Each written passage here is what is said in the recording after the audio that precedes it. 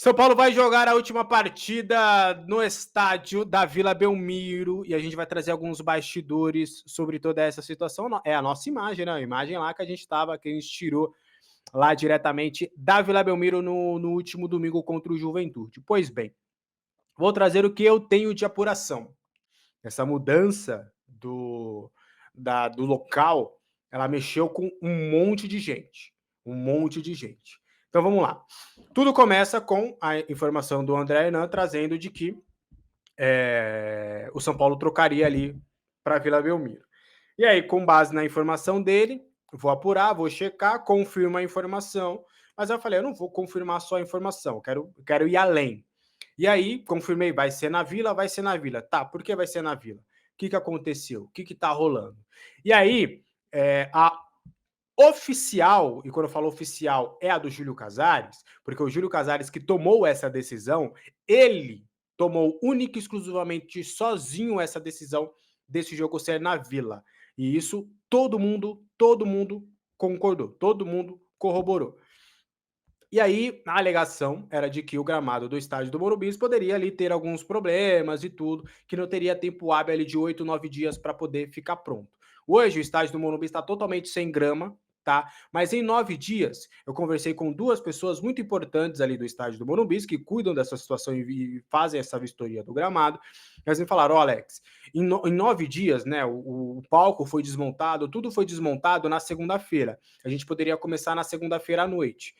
Tudo a gente conseguiria fazer num tempo apertado, iria ser uma correria, não seria tranquilo de se fazer, mas a gente conseguiria fazer. Essa pessoa até me falou, ó, você lembra daquela vez que a gente tinha batido um papo depois do show da Shakira, que foi contra a Ponte Preta, se eu não estiver enganado, que o gramado estava meio marrom?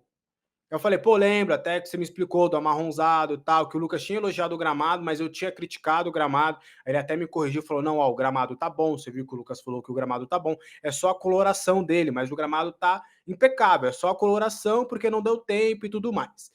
E aí o gramado estaria nessas mesmas condições, talvez visualmente não estaria legal, mas daria para ter jogo, daria para acontecer uma partida de futebol.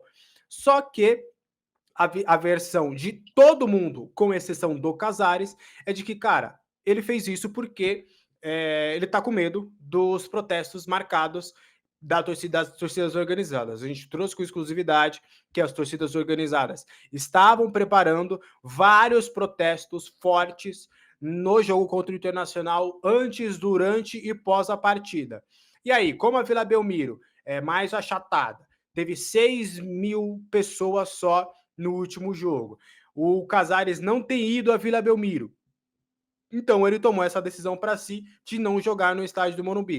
Aí eu te pergunto, o São Paulino faria isso? O São Paulo precisa ir para a pré-Libertadores. O São Paulo não joga no seu estádio há 3 jogos. E nos 3 jogos conquistou só 4 pontos. Você precisando do resultado, o Crespo louco para jogar no seu estádio, jogadores loucos para jogar no seu estádio. Um São Paulino tomaria uma decisão como essa? Deixo É uma pergunta retórica, tá? Deixo a reflexão para vocês. Ilídio Teixeira, o que você acha disso tudo? Bom, o nosso querido presidente realmente demonstrou neste final do campeonato toda a São Paulinidade dele, né? Porque ele tirou os jogos do Morumbi, tudo bem, teve os shows lá, mas tirou os jogos de São Paulo, colocaram os jogos no litoral.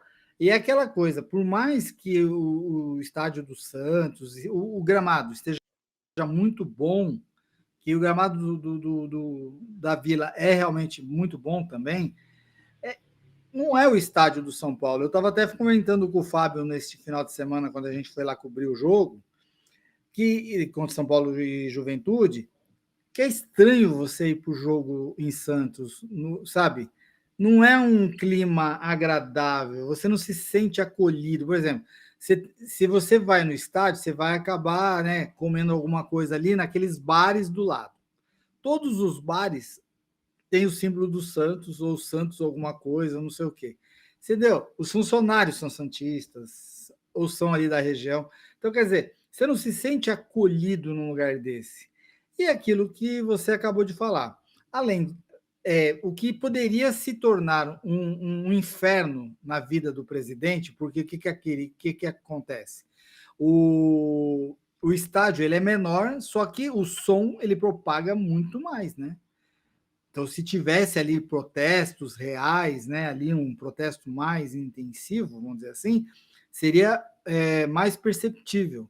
Só que o que acontece? O torcedor do Paulo também está desmotivado. O time não está jogando bem. Ganhou do Juventude? Ganhou, mas foi um jogo, sabe? Foi aquilo que a gente falou durante o jogo. Se a gente tivesse encarado no sofá assistindo o jogo, a gente teria dormido, provavelmente. Foi um jogo ruim, sabe? O Juventude é ruim, o São Paulo não está jogando bem.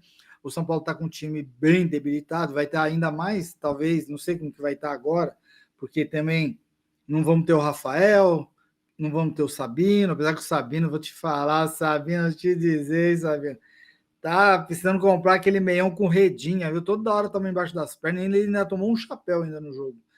Então, o São Paulo tem que... Então, tudo que está acontecendo tá deixando o torcedor muito impaciente. E o Ícaro, né, teve muita felicidade, ele conseguiu pegar um depoimento ali de 2 integrantes da torcida independente, que são realmente pessoas importantes dentro da torcida, que não são de falar, e ele conseguiu captar ali, né? Quem quiser acompanhar o que eles falaram, é só dar uma olhadinha nos nossos canais do Instagram, do YouTube, da Futebol São Paulo, ou se não também do Alexander, tem lá também.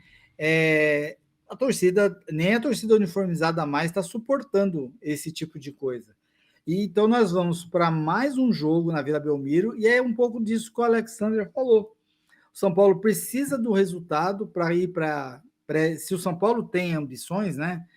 Porque ir para a pré-Libertadores é mais dinheiro que o São Paulo arrecada, é mais do que se for para a Sul-Americana, é mais do que se não for para nada, entendeu? Tem outra coisa, quanto mais a melhor colocação que você tirar dentro do Campeonato Brasileiro, é mais dinheiro que entra para o clube também. Então, se o São Paulo conseguisse, não vai conseguir, mas se conseguisse chegar na 6ª colocação, ia ganhar mais do que chega na 8ª.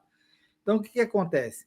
O São Paulo está perdendo dinheiro por causa da covardia do seu presidente, que não quer ouvir xingamento, mas vai ouvir. E o pior, ele não vai, ele manda os representantes dele, ele não está indo para os jogos na Vila Belmiro. Ele foi no jogo do Corinthians, ele preferiu ouvir a torcida do Corinthians xingar do que a própria torcida dele, a torcida do São Paulo. Essa decisão do Casares em trocar o mando de campo, cara, pegou super mal para todo mundo, cara. Para todo mundo. E eu tenho conversa de tudo, entendeu? Não teve uma pessoa que defendeu essa decisão, até de aliados do próprio presidente Júlio Casares. Então, para vocês verem como ele está perdendo muita força pelas próprias decisões dele, sabe? Pelas próprias decisões dele. E é incrível. Conversei com gente do Morumbi, conversei com gente da Barra Funda, conversei com gente de Gramado, conversei com conselheiro de oposição, conversei com conselheiro de situação, conversei com conselheiro que é do Coalizão, né, que é o grupo todo, mas que não é do grupo do Casares, mas conversei com o pessoal também do Participação, que é o do Casares. Cara, foi unanimidade. Outros num tom maior, outros num tom menor, mas foi unanimidade. Cara, ninguém entendeu essa decisão. Porque todo mundo sabe que dá sim para o jogo acontecer contra o Inter. Dá para acontecer. O gramado pode não estar 100%, mas estará praticável. Então, qual que é o sentido de você lesar o seu clube? Qual que é o sentido de você prejudicar o seu clube? Já não basta as decisões erradas que você tem tomado este ano, aliás, em todo o mandato, sabe? Esse ano já foi a pá da cal, né? Porque aí pegou 2023 ali o título da Copa do Brasil que mascara um pouco, aí vem 2024, você pega um rebote dali, aí tava todo mundo só focando no Zubeldia e esquecendo dos erros da direção. E aí o 2025 a gente acorda e vê qual que é o real problema. Sabe? Não faz sentido algum você tomar essa decisão que é contra a instituição, é contra. É uma atitude mesquinha, uma atitude totalmente individualista. No pior cenário, você não quer ouvir vai, meu irmão, não vai.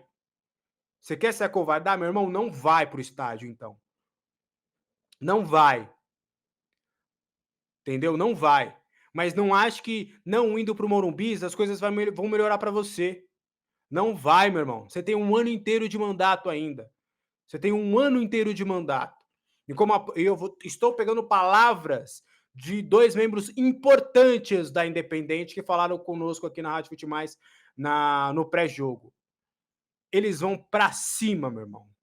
A gente vai para cima, meu irmão. Não vai ter paz. Então, ou agora, a partir de agora, você tem um ano para recuperar, hein? Um ano para recuperar, hein? Eu confio nisso? Acredito? Nem um pouco. Essa gestão perdeu completamente o direito da dúvida, o benefício da dúvida. Acabou, não tem. Mas, meu irmão, eu posso ser o maior ingênuo da face da Terra, mas eu sou muito otimista. Então, na minha visão, não entra na cabeça que a pessoa não vai olhar para si e vai falar, cara, olha quanta merda eu fiz. Deixa eu melhorar, deixa eu me tornar um ser humano melhor, deixa eu me tornar um profissional melhor, deixa eu fazer as coisas dessa vez de uma maneira correta. Você tem um ano para isso, meu irmão. Ou senão, o rótulo que você tanto temia de que acontece, o rótulo que você tá tanto receoso, o rótulo que você tá tentando ao máximo se desfazer desse rótulo, vai acontecer, que é o rótulo de pior presidente da história do São Paulo Futebol Clube. Então, meu irmão, você tem um ano ainda. Dá tempo. Dá tempo. Confio? Não. Mas dá tempo de começar a fazer o simples, o básico. E posso falar uma coisa? Você tem uma pessoa ali, uma pessoa, que você pode se apegar a fazer o básico, que se chama o técnico Hernan Crespo. Então, já deixo de antemão também. Aqui vamos fazer críticas, sim, ao Crespo, vamos fazer críticas pontuais em relação à escalação, em relação a uma ou outra escolha, que é natural que a gente faria com qualquer outro técnico. O Abel Ferreira está lá há 5 anos ganhando tudo no Palmeiras e os caras ainda criticam. O Felipe Luiz está ganhando tudo lá no Flamengo e o pessoal ainda critica, porque é o que a gente vai fazer também.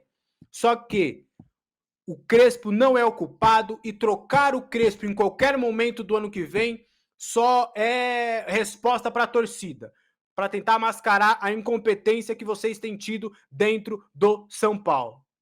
Então, em 2026, de verdade, aqui neste canal, eu já estou falando agora, independentemente dos resultados do Crespo, vou sim criticá-lo, mas não pedirei a sua saída, porque ele é o menos culpado, ele talvez seja o único que saiba o que realmente tem que ser feito no São Paulo Futebol Clube.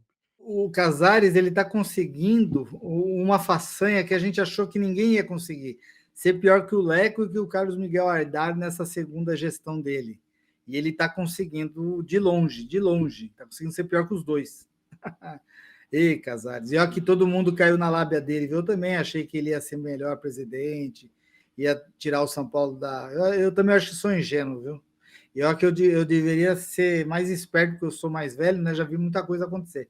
Mas olha, o Casares é uma decepção. É uma grande decepção para o torcedor são paulino.